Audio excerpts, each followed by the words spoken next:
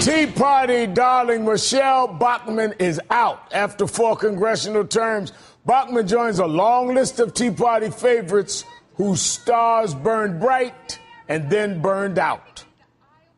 I believe there's about 78 to 81 members of the Democrat Party that are members of the Congress Party. Bye-bye, Alan West. We hardly knew you. We may have to shed blood every couple hundred years to preserve our basic freedoms. Sorry to see you go, Joe Walsh. Don't let the door hit you on the way out. If it's a legitimate rape, the female body has ways to try to shut that whole thing down. Well, I guess voters found a way to shut Todd Aiken down. His goal seems to be a government takeover, not making insurance more available. Thanks for the memories, Jim DeMint. It's good to see you put out to pasture. But the thing about the Tea Party is, it's like a big game of whack-a-mole. One goes down, another one pops up. People like Marco Rubio, Rand Paul, and Ted Cruz are following in her footsteps. And even the GOP leader in the Senate, Mitch McConnell, seems to have ripped a page out of the Bachmann playbook with his new ad attacking the president. And this administration and its allies have used the resources of the government itself to intimidate or silence those who question or oppose it.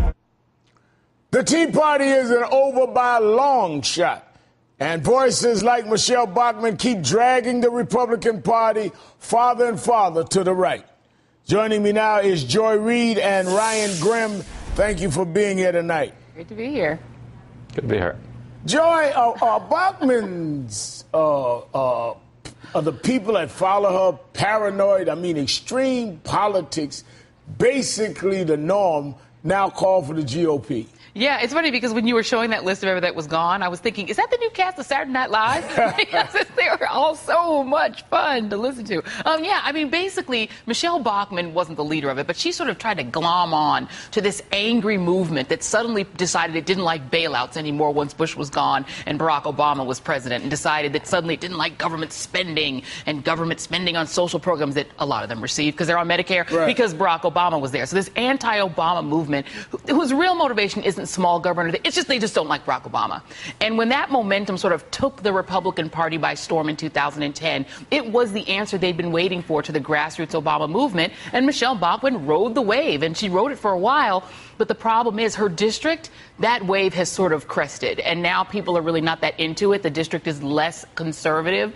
So she faced some tough times. And well, I guess she was pretty close the last election. She came very close. I mean, she had to really sort of beg her way back in her last re-election effort. She had a tough time. And this time she's now got the ethics issues, the FBI looking into her. But you know what? If you look at where her Tea Party forefathers have gone, I guess her next route is a bit on Fox News. Well, Ryan, let's look at a bigger picture, though. There's a new class of Tea Partiers. Watch this.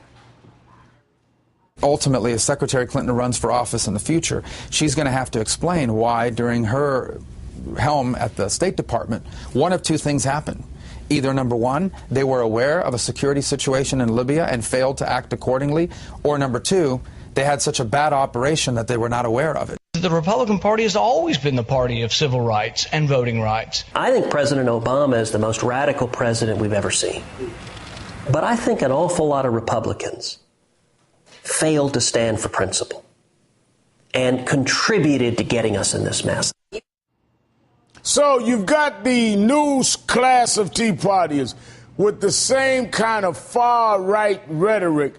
Ryan, are they going to be able to paint these pictures and get the same kind of response that Bachmann and the 2010 Tea Partiers got?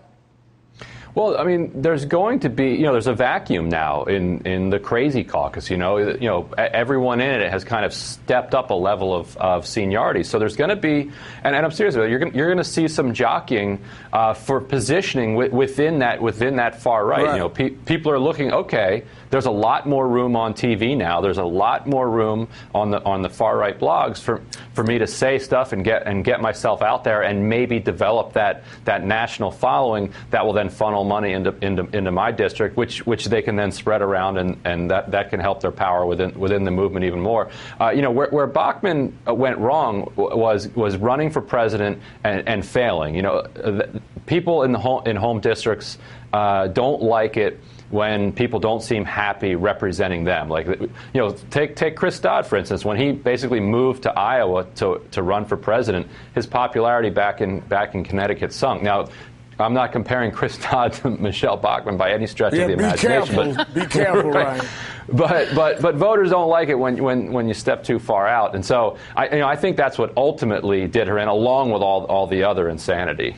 But when you look at the whole movement of the Tea Party, it seemed like, as I was saying to Karen and to the governor last block, that they were more focused on demonizing the president than really any kind of change, even change to the right that you or I may disagree with.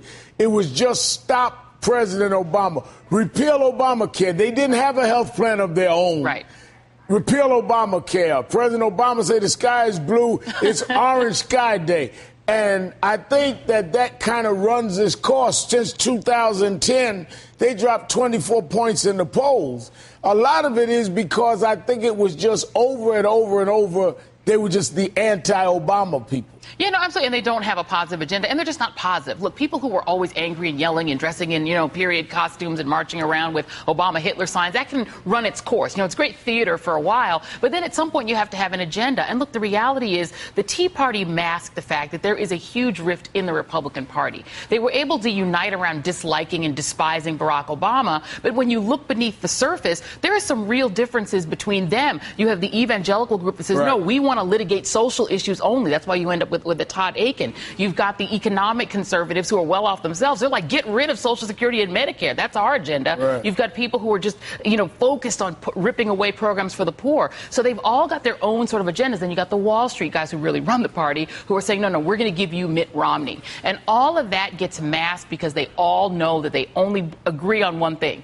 We don't like Barack Obama. So that kind of helped them up to now. Can they carry that forward to 2014 and 2016? I think it's doubtful, and you're going to just see the rift start to reopen. Now, Ryan, let me ask you this. If there's an opening for somebody to come, as you call it, in the crazy caucus, in that opening, is there anything that the president or the Democrats can do that could further neutralize their effect?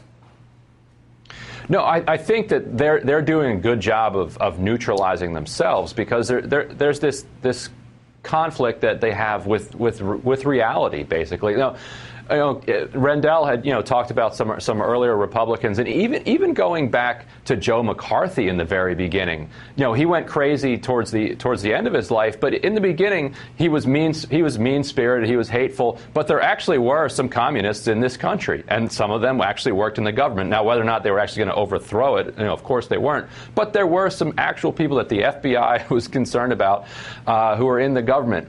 When it comes to Michelle Bachmann and a lot of her conspiracy theories, there isn't anyone anywhere who can even provide a shred of evidence to back any of it up. So that just doesn't last. That gets exposed to the sunshine and it dies. Yeah, well, I don't know if I agree with you that Joe McCarthy wasn't crazy earlier, but I will agree with you. He did at least have a conspiracy theory. You couldn't find a thread in Michelle Bachmann. It just jumped right. all I do think over he the was place. crazy early. He was also crazy early, but you're right. There was some kernel of truth to it. And there was some consistency in what you and I may think is a little crazy.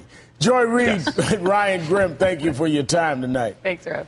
Still ahead, the biggest story about the Obama presidency that the Republicans are afraid to talk about. But first, Glenn Beck has a new conspiracy theory to explain his conspiracy theories. You want to see this one? And I want to hear from you.